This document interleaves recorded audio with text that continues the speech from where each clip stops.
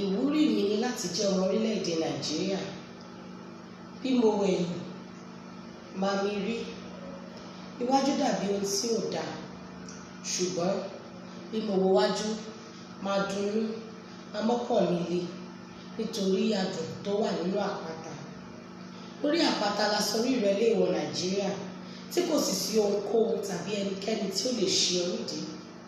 Òtítọ́ ní gbéléró, ìṣọ̀kan la fi borí ọ̀tẹ̀. Òtítọ́ adùn tó korò, nítorí ẹ̀rí ọkàn tí a pa lójoojúmọ́ bí a ti ń parọ́. Òtítọ́ yóò gbé ọ lékè orílẹ̀-èdè mi. Òtítọ́ aṣẹ̀dá ni yóò gbé ọ lékè. Bí ó tilẹ̀ jẹ́ wípé àwọn amúnibú ni elétò ìkà ti ṣèjọba pẹ́, ṣùgbọ́n t'Olúwa nílẹ̀, ayé àti àwọn tí ó tẹ̀dó sínú rẹ̀. Ìdájọ́